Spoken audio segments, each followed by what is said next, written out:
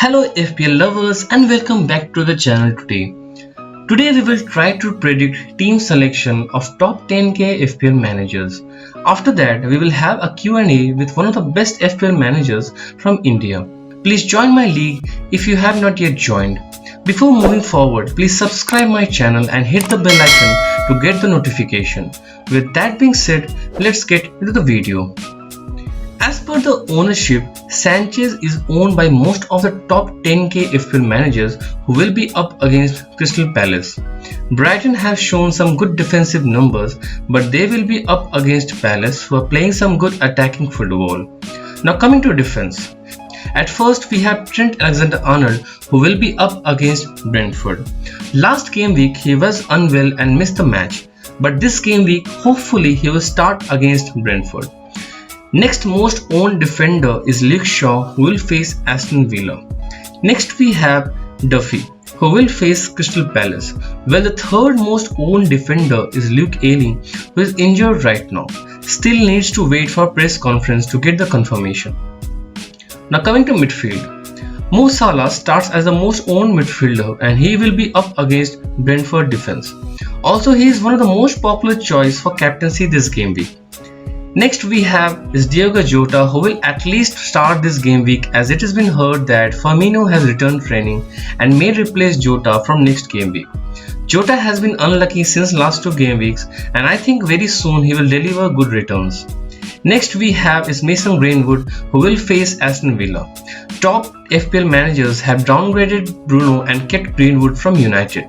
Next most owned midfielder we have is Rafinha, who is also a doubt for game week 6, but hopefully he will be fit before the game starts.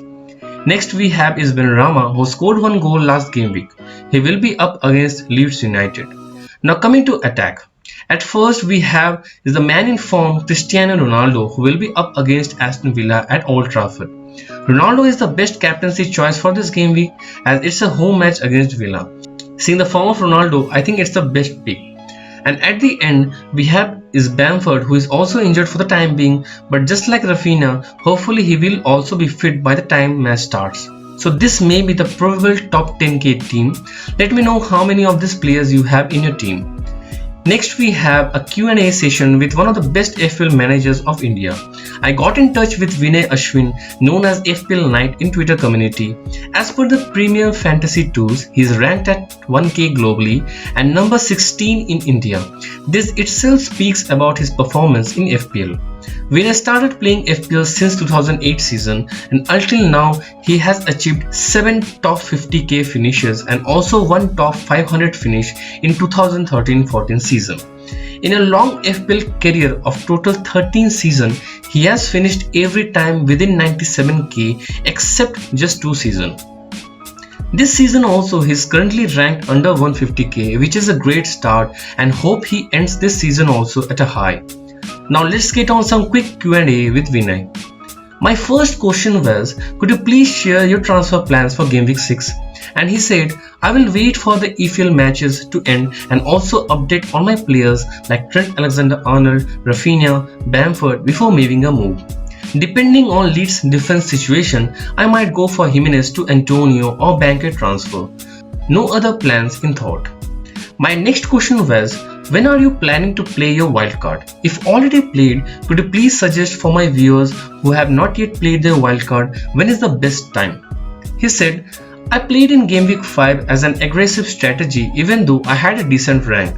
I think the next best wildcard weeks are game week 7 or game week 8 where Chelsea and City fixtures take a turn. Also game week 15 when Man U fixtures take a turn. My next question was, could you please share your secret to getting to top rank and staying there for this many years? He said, there is no secret as such.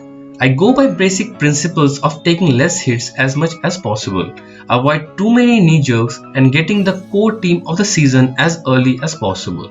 The rest is down to smart use of chips. My next question was, any list of watchlist players for upcoming game weeks that you may be tempted to bring in? And he said, I like Sarr as a pick in next 2 game weeks. The next priority is to get 3 Chelsea players, mostly Lukaku and 1 more defenders by game week 7 and 8. City players are also on the watch list, especially cheap options like Foden and Torres on who is the best pick for the coming good fixtures run. My next question was how FPL is different when you started playing with now. He said, I started playing in 2008. Back then internet options were less, no WhatsApp or timely updates, no data sources. You read some articles once in a while and basically it's the eye test. As time changed, we got more options to get more information. Now more people play, more content creators and data are available. Also many have made a profession out of FPL. It has changed totally. My next question was, do you take your decision based on stats or you are more of the FPL managers who go with the eye test mechanism? And he said, as I said, I started long back and then it was more of reading news and watching few matches. Now there are lots of data available and I have few go to ones like XG, big chances, shots in box etc. for attackers and XGC, shots conceded, big chance conceded etc. for defenders / teams. I try to also watch as many matches as possible and make up the missed ones through match of the day or other highlights. Eye test is equally important as data. Just following data can be deceptive. Have eye test as a first filter and check if data also supports. That's a balance in my opinion. My last question was any special YouTube channel or Twitter or Insta profile you follow for added help in your FPL? He said, I really like FPL Black Box by Mark and Izzy. Also I like videos by Andy Let's Talk FPL. In Twitter, I follow most of the major content creators of which I often look forward to preview by Big Man Bucker and FPL Osama. For data, I primarily use Fantasy Football Scout. Also, I'm a part of fantastic WhatsApp group of FPL enthusiasts where we have internal games and lots of data sharing and banters called FOP, Football Our Passion. This largely makes up for my information sources. That sums up my Q&A with Vinay, and a big thank you to Vinay who was so humble and kind enough to provide his detailed insights on my queries.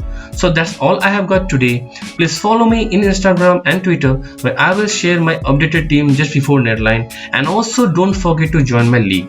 I hope you guys enjoyed the video. If you did, give it a like and subscribe to show support for the channel, and once again click that notification bell so that you guys don't miss any future uploads. With that being said, I will see you guys in the next video. Goodbye.